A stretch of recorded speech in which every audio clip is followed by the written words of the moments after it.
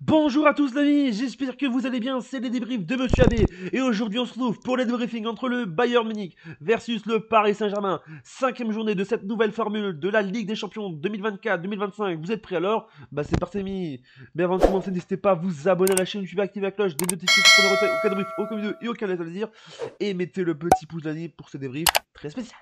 Oh là là, le PSG qui perd 1-0 sur le plus petit des scores face au Bayern Munich, je vous dis déjà, qui était supérieur ce soir, je vous dis déjà. Le PSG qui a eu fort du mal en général. Et déjà, grosse force à tous les supporters et supportrices du PSG.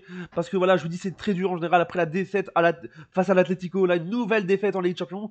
Et le PSG qui est donc pas qualifié actuellement en ce moment après 5 journées de Ligue des Champions, je vous dis déjà. C'est très dur. Une victoire très sur le plus petit des scores. Une défaite très dure pour le PSG, je vous mentir, et surtout pour Luis Enrique, je vais pas m'en mentir.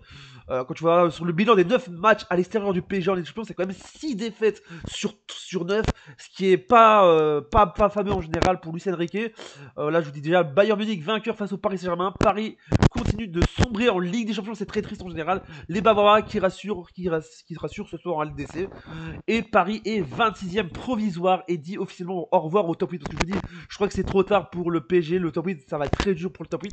Maintenant, voilà, le PSG doit essayer de prendre au minimum les barrages de cette Ligue des Champions. Mais ça va être très dur en général. Il y a un match très compliqué parce que je vous dis, il n'est pas de rematch dans les cages ce soir aussi. Et c'est vrai qu'à Dortmund en général, c'est aussi en général un gros match, surtout le club allemand, le club de Munich qui a fait un bon match en général.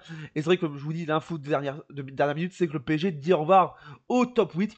C'est impossible, je crois que c'est impossible d'accéder au top 8. Au top 8, on est à 3 journées de la fin de cette phase de Ligue Champions. Voilà, je vous dis déjà. Maintenant, le PSG, je vous dis, il est à 4 points.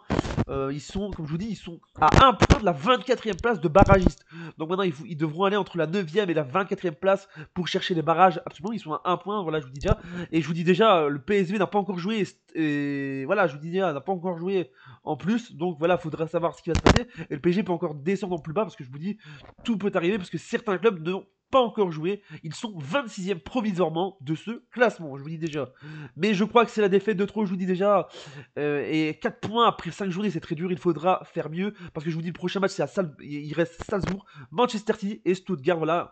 Bon, Salzbourg, ça pourrait aller en général. Manchester City, c'est moyen. Et Stuttgart, ça peut aller voilà, pour déclencher la place des barrages. Les statistiques de match avec donc le seul but de Kim Ji-in à la 38e minute de jeu. Et ça a été élu l'homme du match de ce match entre le Bayern et le PSG. Et Ousmane Dembélé qui a eu un carton rouge parce qu'il avait déjà eu un jeu plus de jaune. Ça fait un carton rouge, l'ami.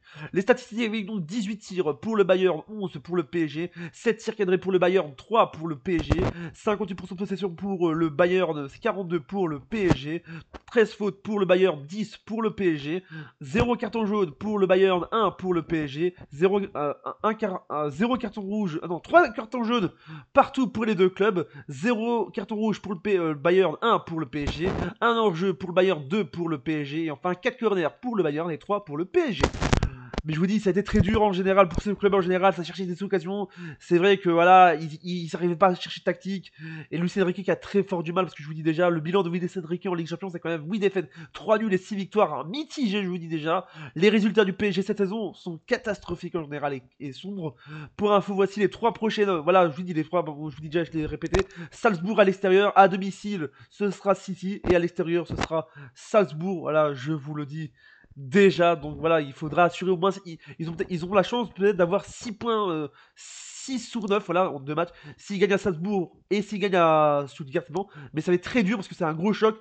PSG City qui va être un gros choc en Ligue des Champions. Voilà ça va, j'espère que ça vous a plu. Abonnez-vous, activez la cloche, mettez le pouce bleu, dites-moi ce que vous pensez de ce match dans les commentaires. Supporters et supportrices du Bayern Munich, dites-moi ce que vous pensez. Supporters et supportrices du PSG, grosse force, je vous fais des cœurs, vous êtes les boss.